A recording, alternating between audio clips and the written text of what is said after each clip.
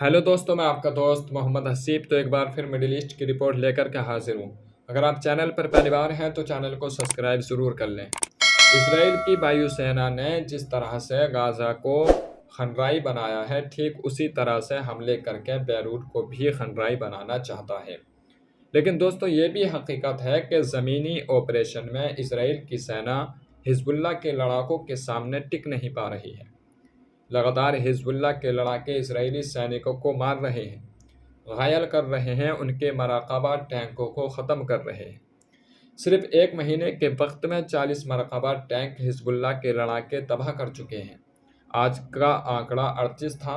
आज 2 और टैंकों को तबाह करने का ऐलान हिजबुल्लाह की तरफ से किया गया है।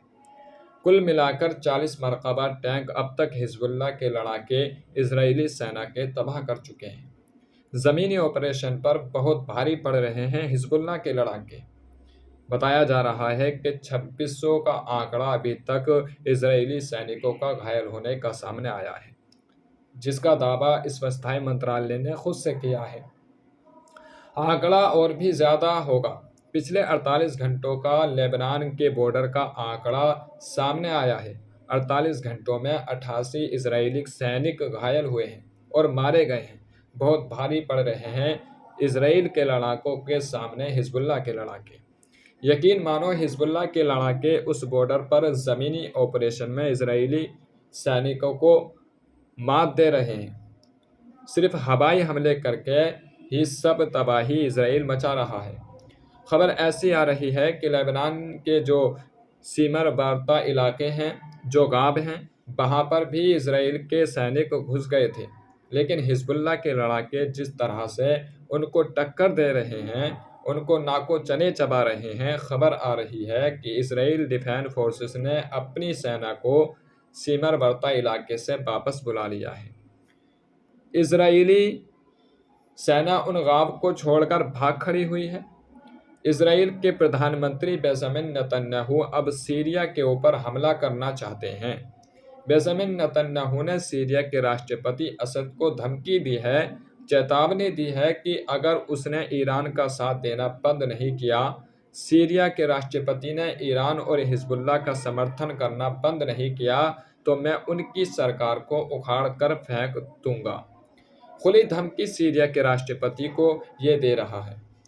उखाड़ कर कैसे फेंकेगा? वायुसेना को भेजेगा, हमले करेगा, सीरिया में तबाही बचेगी और जनता फिर राष्ट्रपति से इस्तीफा मांगने की मांग करेगी।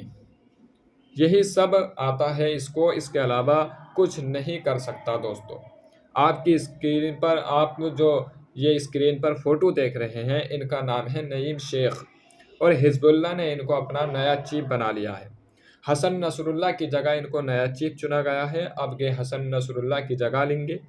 हसन नसरुल्लाह की जगह इनको दे दी गई है और बताया जा रहा है कि आने वाले दिनों में इनकी तरफ से इसराइल पर और भी ज़्यादा भारी हमलों का खतरा बढ़ गया है, क्योंकि नईम शेख जो हैं ये बहुत अच्छे एक लीडर हैं। जब हसन नसरुल्लाह को उस पद पर बिठाया गया था तो हसन नसरुल्लाह को इजरायली सैनिकों ने मार दिया। उसके बाद हसन नसरुल्लाह के ही चचेरे भाई को कासिम को बैठाया गया, उनको भी मार दिया गया। अब उनकी जगह जो है नईम शेख को दी गई है और इनकी तरफ से बताया जा रहा है कि आने वाले दिनों में बहुत भारी हमले इसराइल पर देखने को मिलने वाले हैं। हसन नसरुल्लाह की मौत हुई थी, उसके बाद से अब तक सिर्फ कसम मामला चल रहा था कि किसको आखिर हिजबुल्लाह का चीफ बनाया जाए। लेकिन आखिरकार हिजबुल्लाह ने अपने चीफ को चुन लिया और नईम शेख को उस पद पर बैठा दिया है जिस पर हसन नसरुल्लाह बैठा करते थे। हसन नसरुल्लाह की जगह अब नईम शेख ने ली है और हसन नसरुल्लाह का जो काम था, अब वो नईम शेख उस काम को अंजाम देने वाले हैं। लेकिन आज की सबसे बड़ी खबर यह है कि इसराइल की सैनिकों को वापस लौटने पर मजबूर कर दिया हिजबुल्लाह के लड़ाकों ने और ज़मीनी ऑपरेशन में किसी भी तरह से इसराइल की सैनिक जो हैं कामयाब नहीं हो पा रहे हैं। उनकी हर कोशिश नाकाम होती जा रही है और उनके सैनिक भी मारे जा रहे हैं। इसराइल के सैनिक भी मारे जा रहे हैं, सैनिक घायल भी हो रहे हैं और टैंक तबाह व बर्बाद भी हो रहे हैं।